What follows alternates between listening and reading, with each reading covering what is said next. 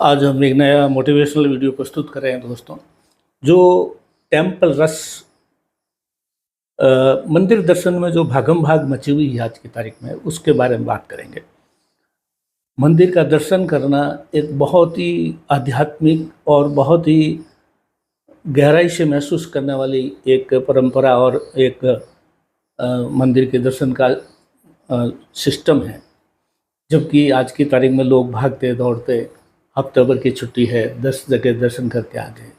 ये कुछ जो है टेम्पल रश बोल सकते हैं, मतलब भागते भागते मंदिरों के दर्शन करना। मैं हूं अमर सिंह चौहान, अमर लाइव कंसल्टेंट में आपका स्वागत है। जिस प्रकार से आप देखिए, लोग मंदिरों में दर्शन करने जा रहे हैं, आ रहे हैं, आते जाते दुर्घटनाएं हो रही है। मंदिर दर्शन भी भीड़ भाड़ में वैसे ही करते हैं। मंदिर दर्शन किया, 1-2 मिनट में भाग गए, आ गए। कोई ढंग से दर्शन नहीं होते हैं, लेकिन वो हफ्ते 10 दिन की यात्रा में 20-25 मंदिरों के दर्शन कर लेते हैं। ये कोई दर्शन नहीं हुई, ये टेम्पल रश है, यानी मंदिरों के दर्शन की भाग दौड़। दर्शन तो है ही नहीं। इसके बारे में चर्चा करेंगे दोस्तों। देखिए, मंदिर दर्शन का जो सिद्धांत है वो है समर्पण, सरेंडर होना, और मानवता, संवेदना, और उस जिस देवता का मंदिर है उसके जो है बारे में बहुत गहराई से महसूस करते हुए, और उसमें जो है उस देवता की जो उसके जीवन की, जैसे राम है या कृष्ण है या शिव है या और भी कोई है, देवताएं हैं, ब्रह्मा है, हनुमान जी का मंदिर है, आपके कुलदेवी का मंदिर है, तो उस देवता के दर्शन के 3 नियम हैं: रूप, गुण और लीला। उसके रूप के दर्शन करो, आंखें खोल के आराम से जितना दर्शन कर सकते हो। धक्का मुक्की में दर्शन नहीं होते, वो दर्शन करना या नहीं करना कोई मतलब नहीं है। रूप, फिर मंदिर के किसी कोने में एक तरफ जाकर के उस देवता को देखते हुए अच्छे से रूप का दर्शन करो। फिर गुण, उनके गुणों को याद करो, उस देवता के क्या गुण थे।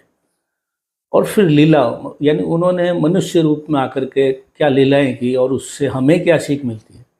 जैसे भगवान राम ने राजा दशरथ के घर जन्म लेकर के हमें शिक्षाएं दी कि माता पिता के बारे में उनका कहना मानना चाहिए। उन्होंने वनवास दिया है तो वनवास में चले गए। फिर जिस पर रावण का जो वध किया उन्होंने, यानी असत्य पर सत्य की विजय प्राप्त की, फिर जो है वापिस आए। इस तरह से जो उन्होंने जो लीला जो की जीवन में, वो याद करना है। श्री कृष्ण भगवान ने क्या किया, उनका जीवन कैसे चला, उसे हमें सीखने को क्या मिलता है, क्या करना चाहिए, क्या नहीं करना चाहिए। ये मतलब गुण, रूप और लीला, 3 रूप में देवताओं को याद किया जाता है। और वहाँ बैठ के आशीर्वाद मांगे, किसी कोने में बैठ के भीड़ भाड़ से थोड़ा दूर जाकर आशीर्वाद मांगे।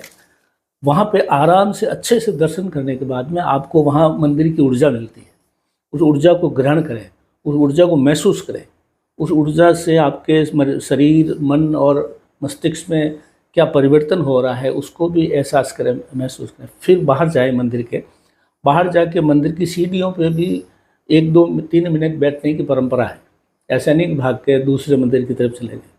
और वहाँ पे बैठ के एक मंत्र बोला जाता है। वो पहले भी मैंने कई इस मंदिर दर्शन में उस चीज़ों में जो परंपराएं हैं उसके बारे में कई बार बता चुका हूँ, आज पुनः बताता हूँ। मंदिर की सीढ़ियों में बैठ के एक मंत्र बोलना है: अनायास मरणम बिना दैन्यम जीवनम देहांते सामीप्यम देहि मां परमेश्वरम। ये 4 लाइन बोलनी है कि हे ईश्वर, मेरी ऐसी अचानक मृत्यु ना हो कि मैं घर वालों से बात भी नहीं करता हूँ, या मैं ऐसी जगह मरूँ जहाँ मैं घर वालों को पता ही नहीं लगे।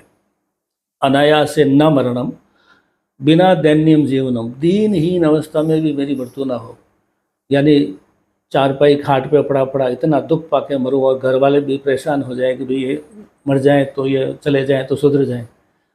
तो अनायास मरणम बिना दैन्यम जीवनम, दैन्य अवस्था में न मरूँ, और देहांते सामीप्यम, जब मेरी मृत्यु हो तो मुझे आप दिखने चाहिए। देहि माम परमेश्वरम, ये 3 वचन दीजिए। ये मंदिर की सीढ़ियों के ऊपर बाहर बैठ के इस तरह से बोलना चाहिए, जो कई लोगों को मालूम नहीं है। उसके बाद में आप देखिए कि विशेषकर उत्तरी भारत मंदिरों की तुलना में दक्षिण भारत के मंदिर अच्छे पवित्र है, तो उनके यहाँ पर नियम वगैरह और सिस्टम से पूजा होती है। हालांकि आज की तारीख में मंदिरों में बहुत से ऐसी चीज़ें हो गई है जो बताने की आवश्यकता नहीं है। पहले भी एक वीडियो बनाया, राम मंदिर में जो भी चोरी हुई है या जिस तरह से धक्का मुक्की करके वीआईपी दर्शन के नाम से पैसे लूटे जाते हैं, खैर वो अलग, उस चीज़ को छोड़ देते हैं। मंदिर में 3 दफ़े ऊर्जा चेंज होती है। सुबह की फर्स्ट जो आरती होती है, पूजा होती है, उस वक्त ऊर्जा अलग होती है, दोपहर में अलग होती है, सायंकालीन अलग होती है। जब भी आप किसी मंदिर के दर्शन करने जाएं तो आपको ये तीनों वक्त की ऊर्जाओं को महसूस करना है, सुबह, दोपहर और शाम। ऐसा नहीं है कोई टाइम अंदर घुसे और वापस निकल गए। तीनों ऊर्जाओं को महसूस करें। तीनों वक्त की ऊर्जाएं अलग अलग होती हैं, तो उनको आप महसूस करें। और मंदिर का जो क्षेत्र होता है 1 किलोमीटर 2 किलोमीटर का, वहाँ पे कुएँ, बावड़ी, वहाँ पे पशु पक्षी, मोर, चिड़िया का, वो उनको भी महसूस करें। अलग टाइप के ही होते हैं। तो मंदिर का जो परिसर है और बाहरी क्षेत्र है वो भी बहुत ही ऊर्जावान होता है। और मंदिर का जो दर्शन है, उसकी फ़ोटोएँ कोई सोशल मीडिया पे डालने के लिए, इंस्टाग्राम पे डालने के लिए, फेसबुक पे डालने के लिए या मित्रों को भेजने के लिए नहीं होती है। ये मंदिर एक धार्मिक दर्शन है, ये दिखावे की चीज़ ना है। तो कृपया केवल फ़ोटोओं को इधर उधर करने के लिए, उसके लिए मंदिर दर्शन ना करें और ना फ़ोटो भेजें। ये आज का छोटा सा वीडियो था कि मंदिर में जो जल्दबाजी होती है, एक मंदिर से दूसरे मंदिर में, एक 10 दिन की 15 दिन की छुट्टी में 20 मंदिर में आप घूम के चल के आ गए, उनका कोई महत्व नहीं।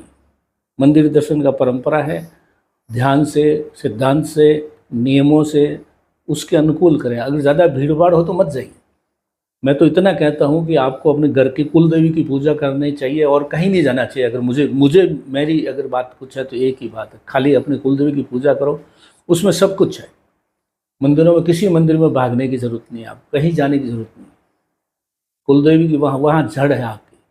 पत्तियों पे पानी डालने से कोई मतलब, उस जड़ में पानी डालो जो आपके घर के अंदर पूजा स्थान में जो कुल देवी है उसको ठीक करो, नहीं है तो और उसकी पूजा करो, वो सर्वोपरि है।